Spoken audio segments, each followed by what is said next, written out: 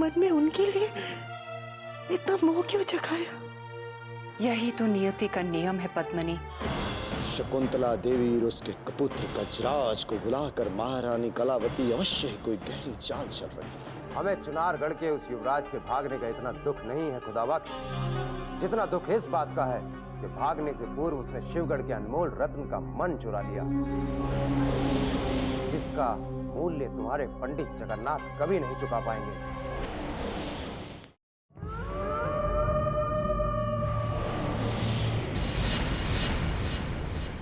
हमारा मार्ग रोकने का साहस कैसे किया तुमने चंगेज? गुस्ताखी के लिए माफी शहजादी आलिया, क्योंकि आका का हुक्म है कि आपकी हिफाजत के लिए मैं अपने जिस्म के खून का आखिरी कतरा भी बहा दूं। इसलिए गुलाम का यह पूछना फर्ज बनता है कि आप कहां तशरीफ ले जा रही हैं, और वो भी अकेली। आज के पश्चात हमसे ये दोबारा पूछने का साहस मत करना। जिसकी गुलामी करते हो उसी की रक्षा करो, क्योंकि स्वयं की रक्षा करने में हम कल भी समर्थ थे, आज भी हैं और सदा रहेंगे।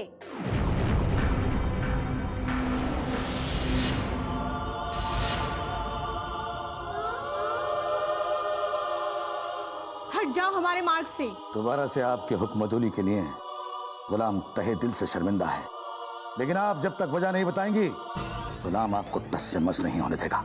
चंगेज, हमारा एक हुक्म तुम्हें मृत्यु दंड दिला सकता है। गुलाम को मौत के अलावा किसी चीज से मोहब्बत नहीं, और अगर आका का हुक्म बजा लाते गुलाम को मौत मिल जाए तो यह गुलाम के लिए खुशकिस्मती होगी।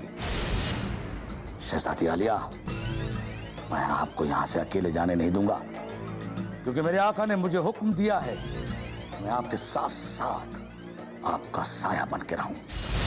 कह दो जाकर अपने आका से कि शिवगढ़ की राजकुमारी के पैरों में बेड़ियां डालने का दोबारा प्रयत्न ना करें, वरना उन्हीं बेड़ियों को फांसी का फंदा बनाकर उनके गले में पहना देंगे हम। और अब तुम भी हमारे मार्ग में दोबारा आने का प्रयत्न ना करना, वरना सोमनाथ के पागल गुलाम का बोझ धरती से कम हो जाएगा।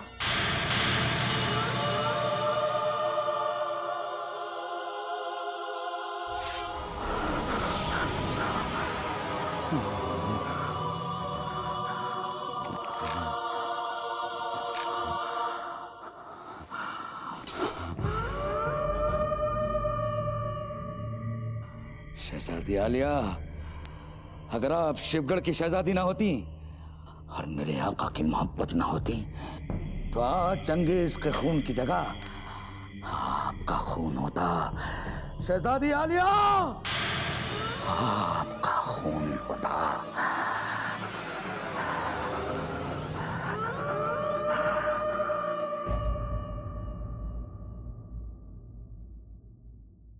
क्या हमने जो सुना है वो सत्य है भवानी सिंह? अवश्य ही सोमनाथ ने राजकुमारी किशोरी का मन जीतने के लिए ये राज खोल दिया है कि कल रात हमने राजकुमारी की हत्या का निर्णय कर लिया था। हम आपसे पूछ रहे हैं, कल रात तलवार लिए हमारे कक्ष में जो साया दिखाई दिया था, क्या वो तुम ही थे? यदि हम कहें यह असत्य है तो आप क्या करेंगी राजकुमारी किशोरी? सत्य कभी छिप नहीं सकता है भवानी सिंह। रात के अंधेरे में तुमने हमें मारने का प्रयास तो अवश्य किया था, परंतु माताश्री के आ जाने से तुम्हारे प्रयत्न विफल हो गया है। बताओ, यही सत्य है ना?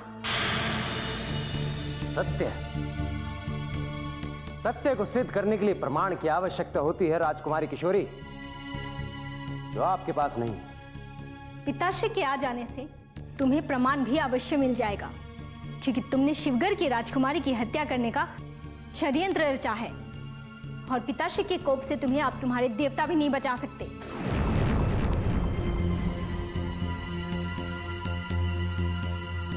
महाराज शिवदत्त के कोप से अब आपको स्वयं आपके भगवान भी नहीं बचा सकते राजकुमारी किशोरी, क्योंकि आपने महाराज शिवदत्त के परम शत्रु के पुत्र के साथ प्रेम किया है।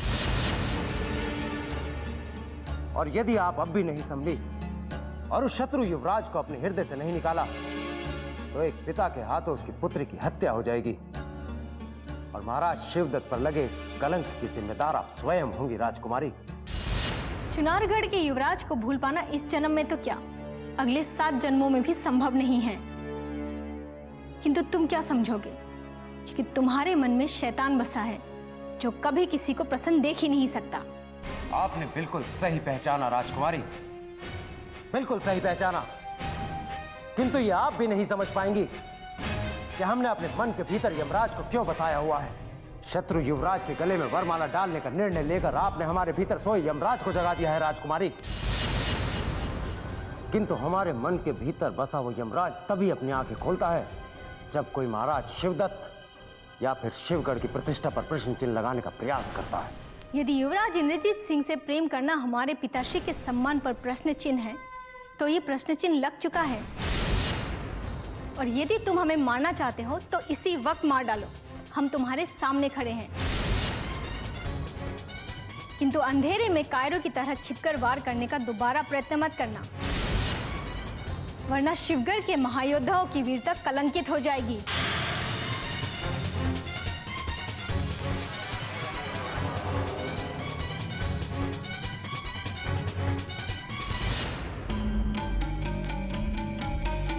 हम तुम्हारा वध तुम्हारे पिताश्री के सामने ही करेंगे राजकुमारी किशोरी, क्योंकि हम महाराज शिवदत्त के पवित्र हाथों को तुम्हारे कलंकित रक्त से नहीं रंगने देंगे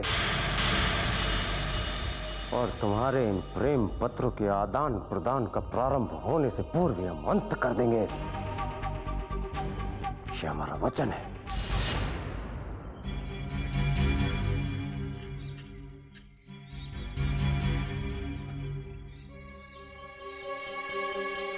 इतनी लंबी यात्रा करने के पश्चात शिवगढ़ की सीमा तक पहुंचने में सफलता प्राप्त हो गई है तारा सिंह।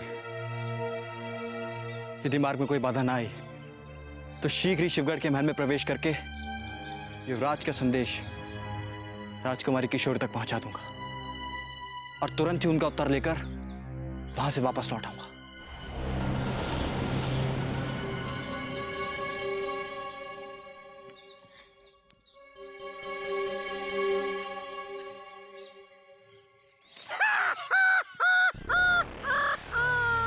कौन है? मैं पूछता हूं कौन है? साहस है तो सामने आओ। कौन है? मैं यहाँ हूँ। अगर तुम में साहस है तो मेरे सामने आकर दिखाओ तारा सिंह। आओ आओ, डरो मत। मेरे हाथ में तो खंजर भी नहीं है, फिर भी मैं नहीं डरा। आओ आओ आओ ना। मैंने पहले भी तुम्हें कहीं देखा है। हाँ,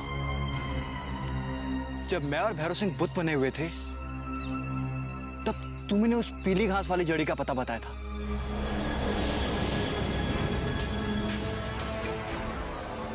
मैं इन्हें बुलवाऊंगा। मैं जाता हूं अभी वो बूटी लाने के लिए। वो बूटी सूंघते ही इनके होठ बोलने लगेंगे।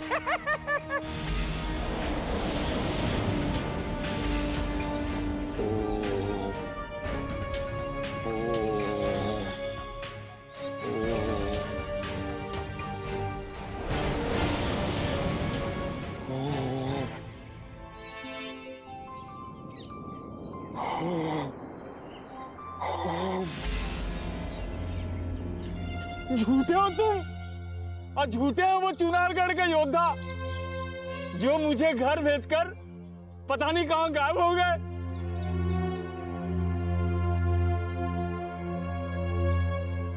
लगता है वो मुझे पागल समझते थे, जिन्होंने मेरी बेटी का भूखे होने का बहाना करके मुझसे पीछा छुड़ा लिया। तुम्हें और तुम्हारे साथी को लेके चंपत हो गए। वो हमारे महायोद्धाओं की व्यवस्था थी बाबा। यदि वो आपके साथ ऐसा ना करते। चुप रहो तुम, स्वार्थी हो तुम। यदि मैं उस दिन पीली घास की बूटी नहीं लाता तो तुम आज तक भूत बने रहते और इन पैरों पर कभी नहीं चल सकते। लेकिन मैं तुमसे बदला नहीं लूंगा, क्योंकि मुझे बदला तो शिवदत्त से लेना है। उस शिवदत्त से जिसने मेरी पत्नी को मारा था, जिसने मेरी बेटी को मारा था, जिसने मेरी पत्नी को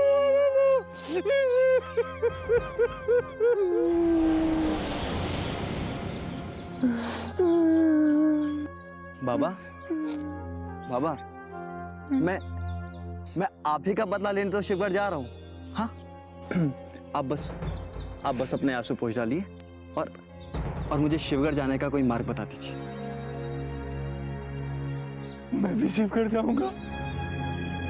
मैं शिवदत्त का शीश काट करके अपने पास ले जाऊंगा और धड़ तुम ले जाना। मुझे भी शिवगढ़ ले जाओगे ना? हैं? अवश्य, अवश्य, मैं अवश्य ही आपको शिवगढ़ लेकर जाऊंगा बाबा, किंतु अभी नहीं बाबा। फिर कब ले जाओगे मुझे? मैं शिवदत्त के वध की प्रतीक्षा में कितना बूढ़ा हो गया हूं। अब मुझे और प्रतीक्षा मत कराओ, नहीं तो मैं अपनी बेटी के पास वहां चला जाऊंगा जहां से कोई वापस नहीं लौट के आता। बाबा, थोड़ा धैर्य से काम लीजिए। हाँ, थोड़ा सा धैर्य से काम लीजिए, क्योंकि अब आपकी प्रतीक्षा समाप्त होने वाली है। हाँ, मुझे बस शिवगढ़ जाकर केवल इस बात का पता करना है कि वो शिवदत्त अपने कौन से महल में छिपा हुआ है। इस बात का पता चलते ही मैं स्वयं आपको लेने आऊंगा। हाँ, मैं स्वयं आऊंगा आपको लेने के लिए। बस आप मुझे शिवगढ़ जाने का कोई सरल मार्ग बता दीजिए। पश्चिम की ओर यहां से जो रास्ता जाता है उस पे सीधा चलते जाओ, लेकिन कहीं विश्राम मत करना। यहां से 3 कोस दूर एक नदी मिलेगी, वहां से अपने दाहिने हाथ की तरफ मुड़ जाना। स्वयं तुम अपनी मंजिल पे पहुंच जाओगे। लेकिन वापस आने पर मेरे पास जरूर आना। हाँ बाबा, बिल्कुल। मैं कार्य समाप्त होते ही तुरंत वापस लौट कर आऊंगा और यहीं इसी जगह आकर आपसे भेंट करूंगा। हाँ, चलता हूँ। हाँ, अब मुझे आज्ञा दीजिए। अब बस नदी के किनारे जाकर ही विश्राम करूंगा। हाँ, अपना ध्यान रखिएगा। हाँ।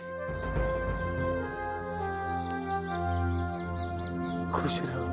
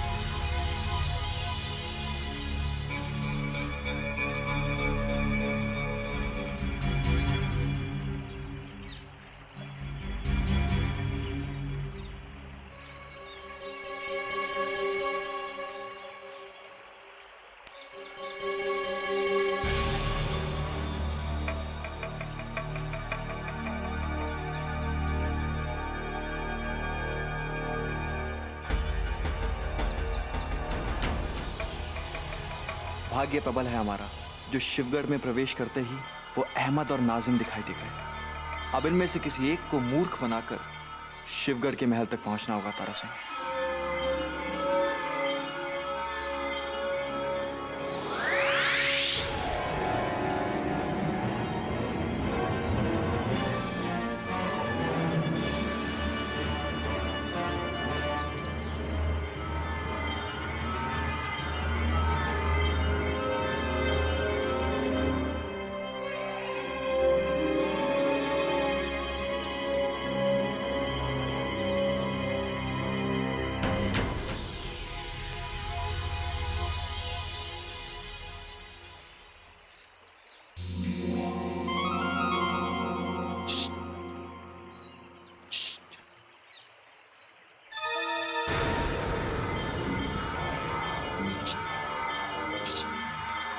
ये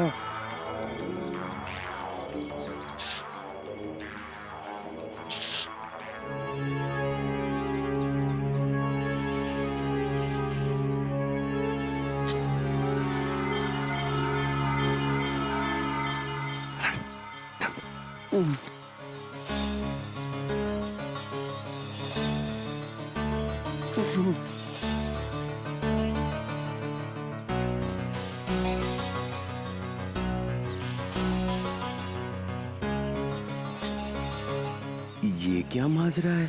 एक अहमद मछली पकड़ रहा है तो दूसरा चुपके से मुझे उधर अपने पास बुला रहा है। समझ में नहीं आ रहा इनमें से कौन असली है और कौन नकली।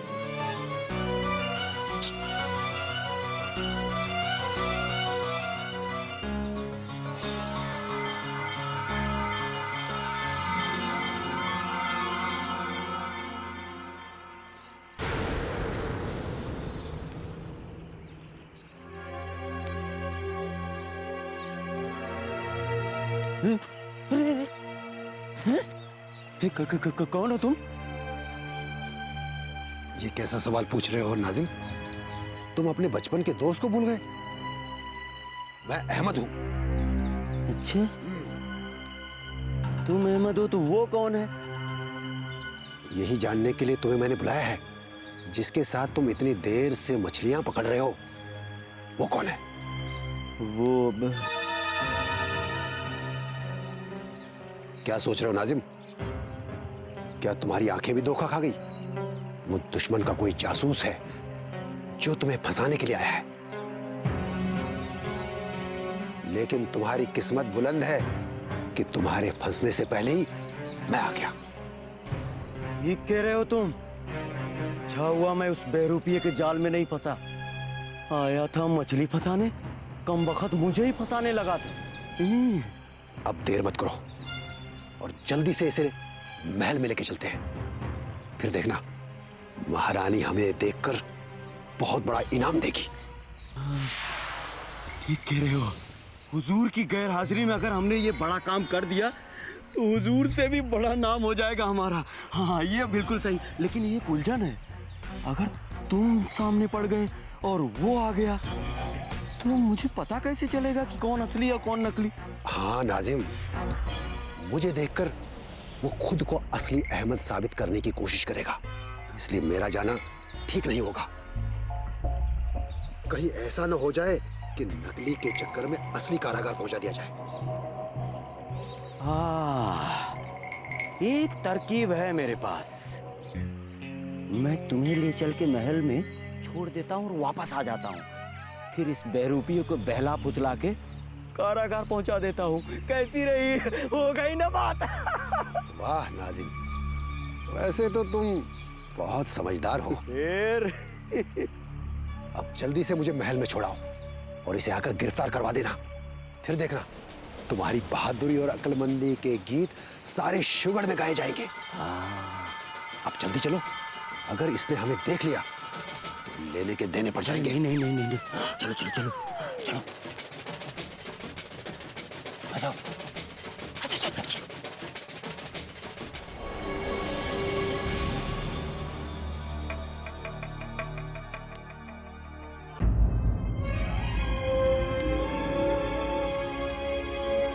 नाजिम को मूर्ख बनाकर शिवगढ़ के महल में तो प्रवेश कर गया हूँ। अब बस राजकुमारी किशोरी के कक्ष को ढूंढना शेष रह गया है। उनके मिलते ही युवराज का संदेश दे दूंगा और राजकुमारी किशोरी का उत्तर लेकर तुरंत यहाँ से विजयगढ़ के लिए निकल जाऊंगा।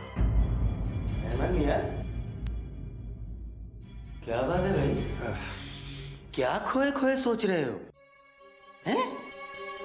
अरे फिक्र बिल्कुल मत करो और देखते जाओ मैं उस बेरूपियों को कैसे कारागार की हवा खिलाता हूं जो नदी किनारे बैठ के मछलियां पकड़ रहा है। चलो।